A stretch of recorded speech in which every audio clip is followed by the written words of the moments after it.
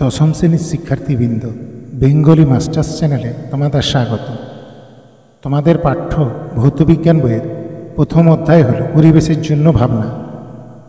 এই অধ্যায়টি থেকে তোমাদের ভৌতবিজ্ঞান প্রশ্নপত্রে একটি এমসিকিউ ও একটি এসএকিউ এসে থাকে।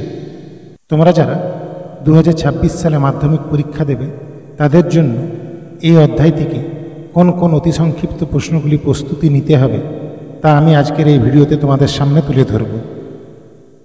প্রশ্নগুলি শুধুমাত্র ফাইনাল পরীক্ষা নয়, টেস্ট পরীক্ষার জন্য সমান গুরুত্বপূর্ণ।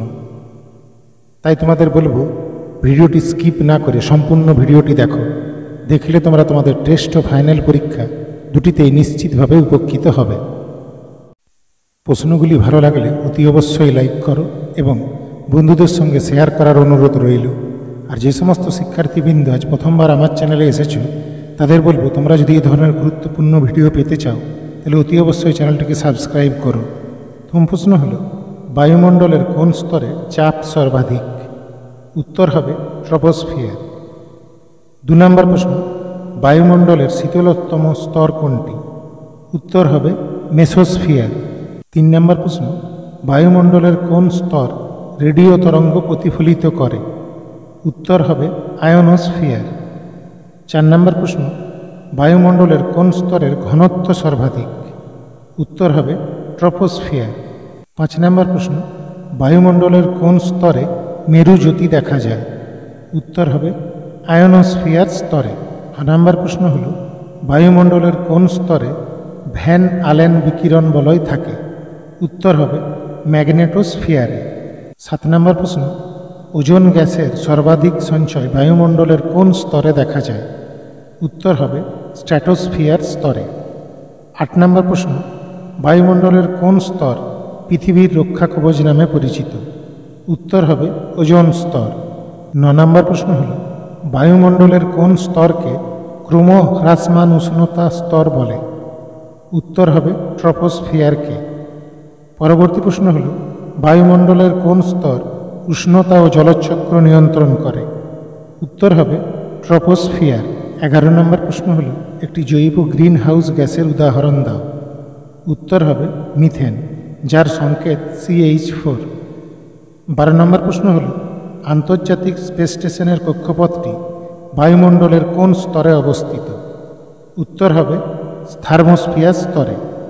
13 নম্বর প্রশ্ন হল, ওজোন স্তরের ক্ষয় সাধনকারী একটি গ্রিন হাউস গ্যাসের নাম লেখো যা প্রাকৃতিক উপায়ে উৎপন্ন হয়। উত্তর হবে নাইট্রাস অক্সাইড, যার সংকেত N2O। পরবর্তী প্রশ্ন হল, ওজোন স্তর ধ্বংসের ক্লোরিনের ভূমিকা লেখো।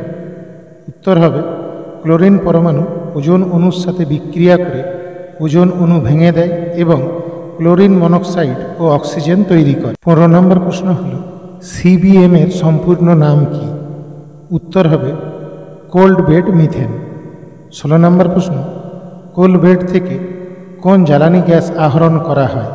উত্তর হবে মিথেন গ্যাস। 17 নম্বর প্রশ্ন হল, মিথেন হাইড্রেটের সংকেত লেখো। উত্তর হবে CH4.6.2H2O বা 4CH4.23H2O। 18 নম্বর প্রশ্ন, তাপন মূল্যের একক কি? উত্তর হবে কিলোজুল প্রতি কিলোগ্রাম বা কিলো ক্যালোরি প্রতি কিলোগ্রাম।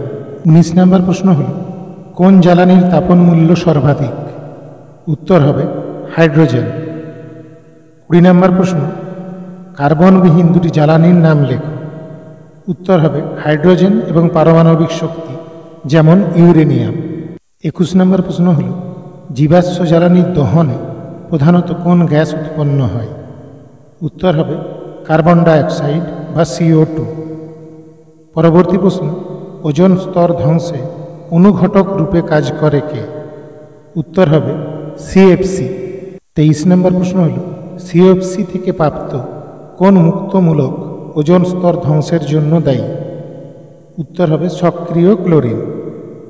পরবর্তী প্রশ্ন, জীবাশ্ম জ্বালানির বিকল্প একটি জ্বালানির উল্লেখ করো। উত্তর হবে বায়ুশক্তি। 25 নম্বর প্রশ্ন হল, CNG এর প্রধান উপাদান কি? উত্তর হবে মিথেন। 26 নম্বর প্রশ্ন, সৌরকোষে ব্যবহৃত অর্ধপরিবাহীটির নাম কি? উত্তর হবে সিলিকন। 27 নম্বর প্রশ্ন হল একটি গ্যাসীয় বায়োফুয়েলের উদাহরণ দাও। উত্তর হবে বায়োগ্যাস বা বায়োসিএনজি। পরবর্তী প্রশ্ন, পরিবেশ দূষণমুক্ত নবীকরণযোগ্য একটি শক্তির নাম লেখো। উত্তর হল সৌরশক্তি। 29 নম্বর প্রশ্ন হল ভূতাপীয় শক্তির উৎস কি? উত্তর হবে আগ্নেয়গিরি উষ্ণ প্রস্রবণ। 30 নম্বর প্রশ্ন, বায়োগ্যাসের একটি ব্যবহার লেখো। উত্তর হবে গৃহস্থালির রান্নার কাজে জ্বালানি রূপে বায়োগ্যাস ব্যবহার করা হয়। শিক্ষার্থীবৃন্দ, শেষ পর্যন্ত ভিডিওটিকে দেখার জন্য অসংখ্য ধন্যবাদ। ভালো থেকো এবং মন দিয়ে টেস্ট পরীক্ষা ও ফাইনাল পরীক্ষার জন্য প্রস্তুতি নাও।